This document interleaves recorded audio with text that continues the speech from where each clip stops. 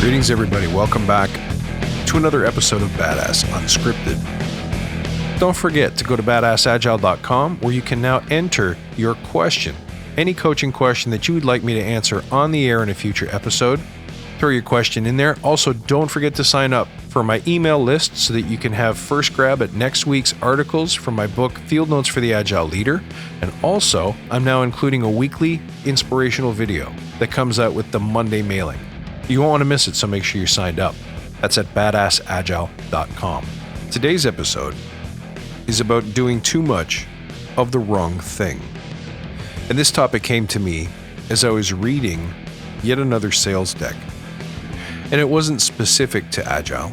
Agile was a part of it, but it was a standard services consulting sales deck.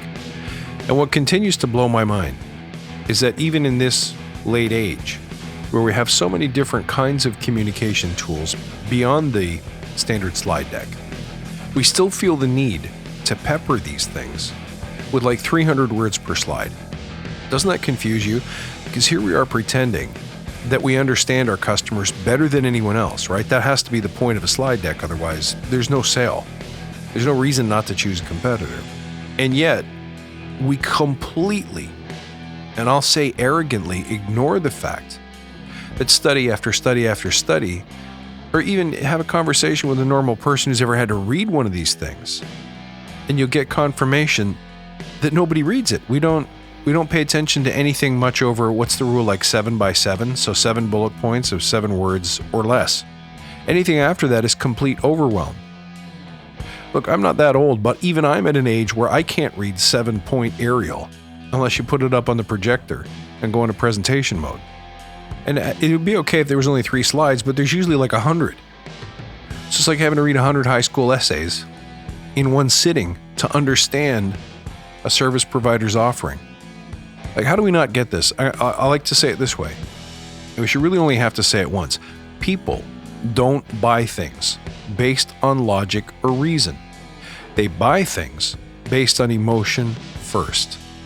Specs and stats and other kinds of rational proof only serve to tip the scale.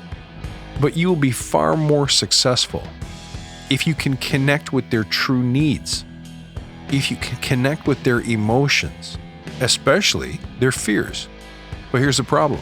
We're so focused on our own fears when we write these big, long textbook presentations.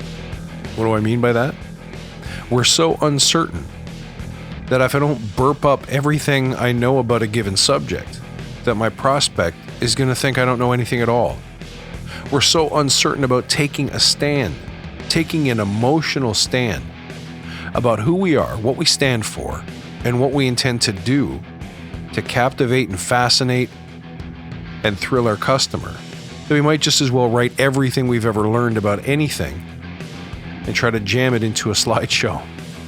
If you've ever won a deal with one of these things, by all means let me know.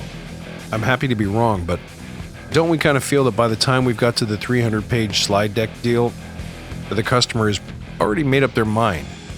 And if they've already made up their mind against you, the deck is not going to change it. It's your presentation. It's your proposal. It's the kernel of the unique value that you are bringing to the table by being in the fray.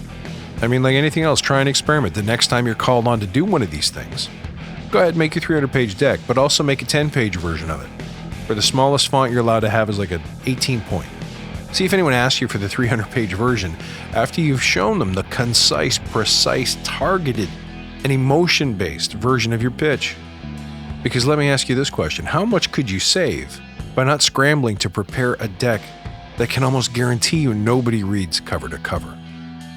Guys, thank you for being true believers. I appreciate you tuning in. You can check me out at badassagile.com, on Twitter at badass_agile, and on Instagram at badassagile. Get out there today and shake it up for your teams, for your clients. Stay badass, guys.